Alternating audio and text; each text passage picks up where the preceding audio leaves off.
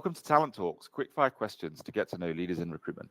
I'm Tom, the CEO at Pinpoint, and today I'm joined by Traci McCulley, talent executive and leadership coach.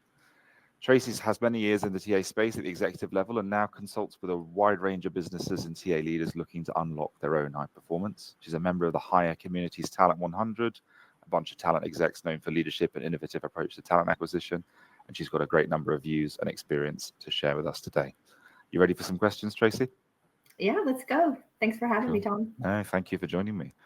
So look, we talked a little and gave a very high-level sense of your background, but would really love a 60-second summary of how you help businesses and TA leaders in your consulting practice.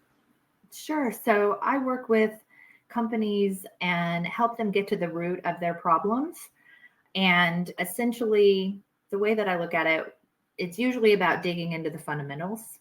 So there's all kinds of fancy stuff out there now, but to me, it comes down to how you're showing up internally and externally as an organization, how well you understand what good looks like in your hiring, and how well optimized your systems are. And I say systems intentionally because it's not just about process.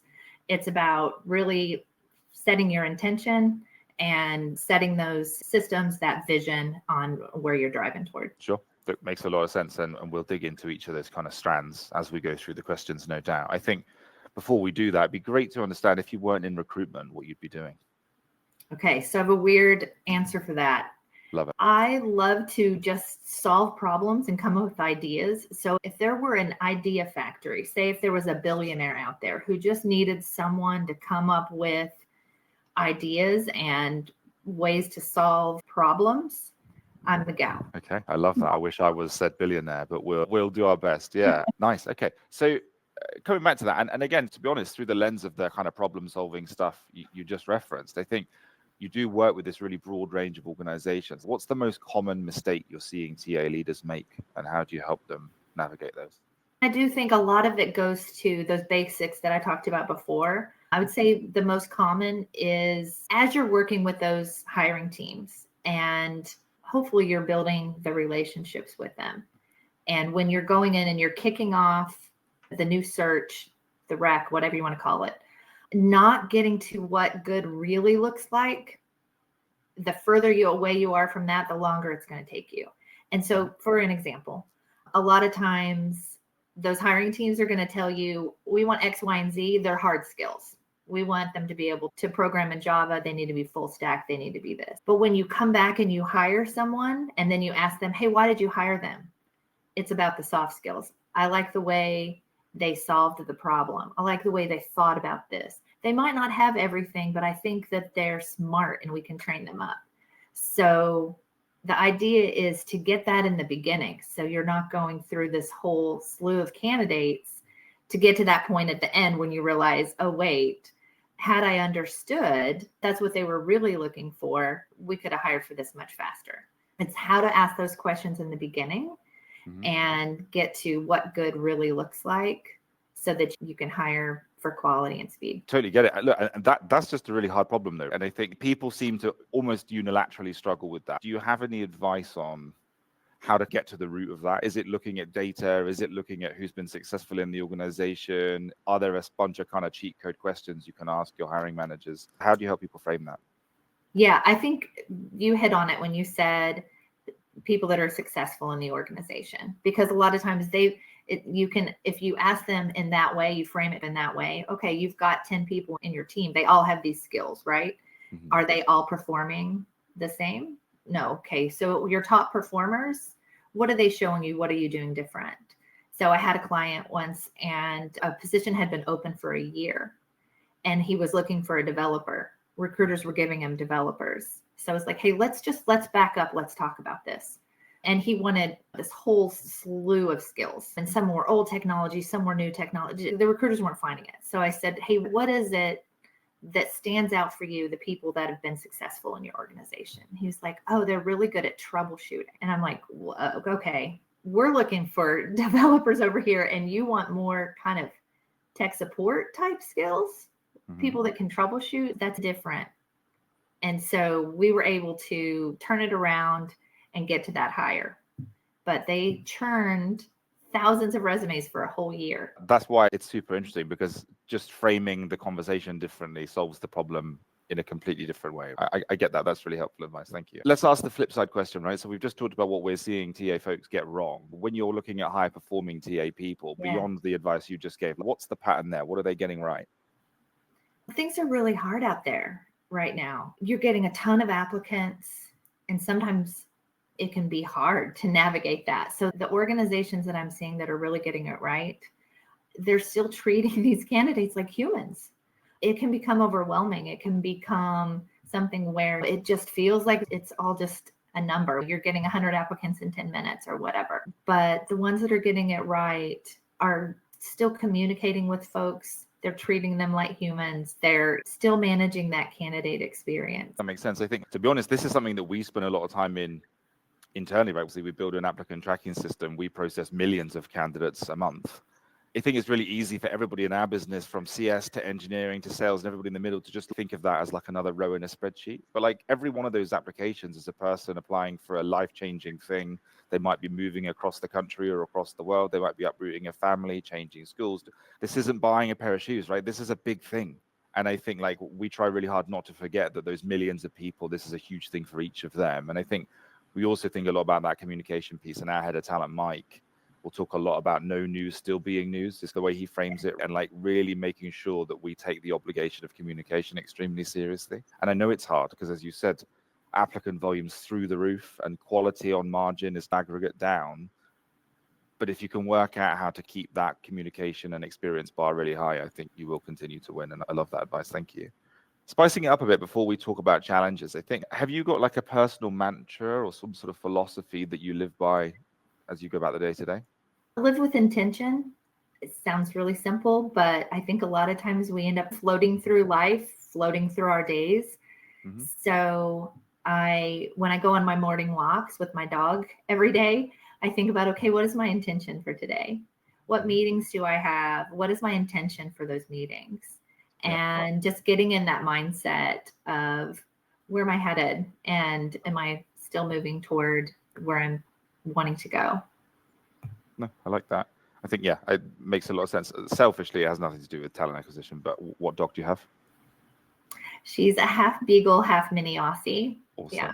And how old? She's 6 years old, and she's behind me, and thank goodness she's behaving. She's doing much better than my Bernese Mountain Dog would be doing in this circumstance. So well done, well done. That is a well-raised dog. Back to shop talk. I think you've alluded to this a little bit, right? But what do you think is the biggest challenge facing TA folks in the near term? Yeah, we've talked about applicant volume and other things. Is that what you think it is, or is there something else that's a bigger threat? I think there's just so much paralysis right now. It's like this weird thing where everything's changing, but everyone's also paralyzed. Mm-hmm. So we're just being thrown so much in the world, so much with technology. And then companies seem to be a little bit nervous. They're not making a lot of moves. Yeah. And so there's all of this uncertainty going on.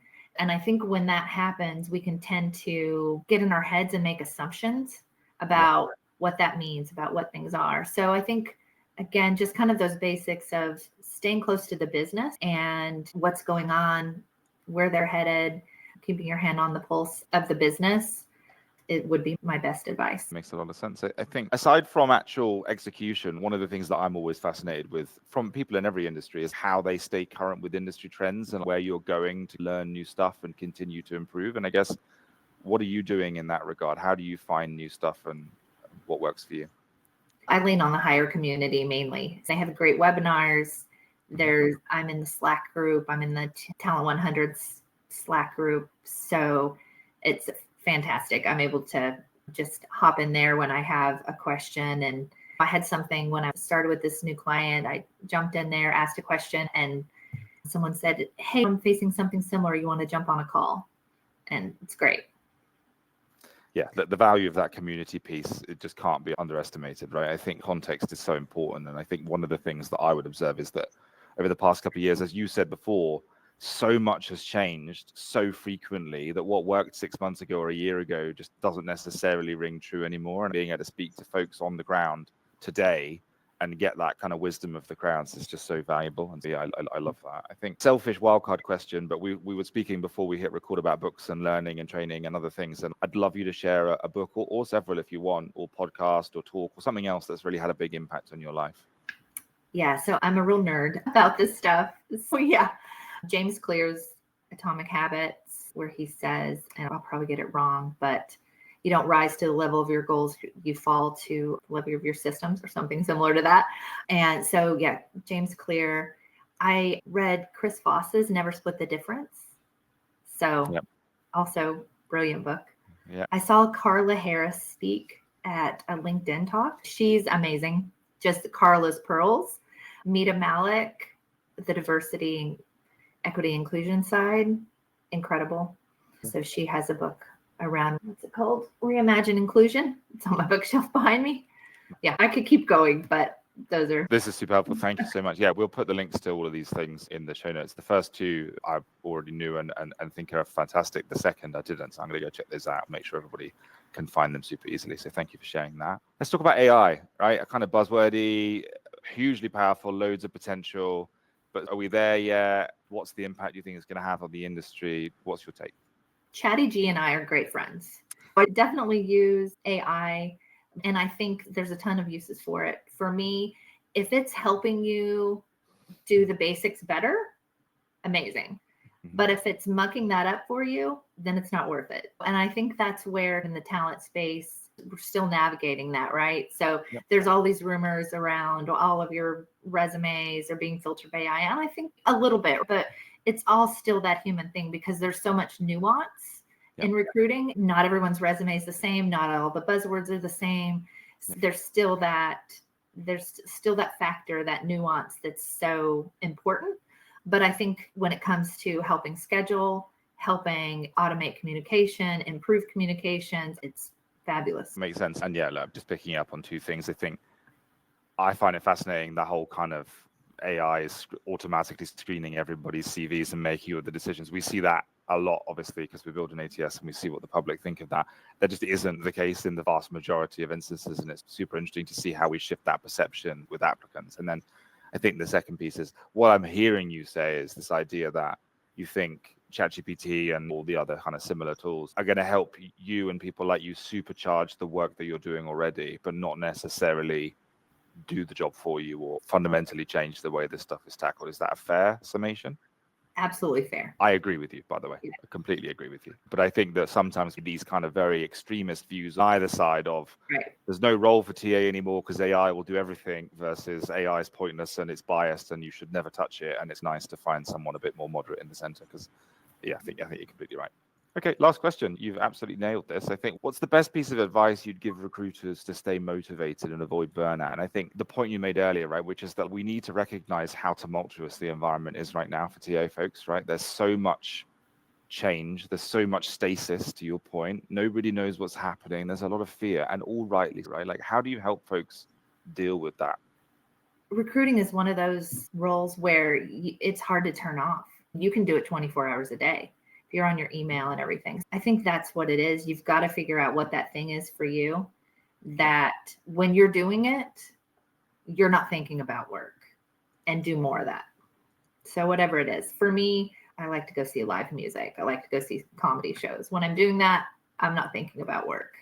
So as much as we can do that, I think the better we'll be. I love that. You know, what's great about that advice is it's actually very practical. I think people often will give these very like meta pieces of advice in response to that question, and they're not wrong. But I think what you just said is easy for someone to go do. My version of that is Lego with my son, because it takes enough concentration that you can't be thinking about other stuff whilst you're doing it, right? And so that's how I find it quite relaxing. And so I think that's great advice. Yeah. Look, Traci, this has been amazing. We've done 10 questions. Thank you so much for joining me. For everyone listening, you can follow Traci on LinkedIn. Everything that she referenced through our conversation today, plus links to her LinkedIn, everything else will be in the show notes.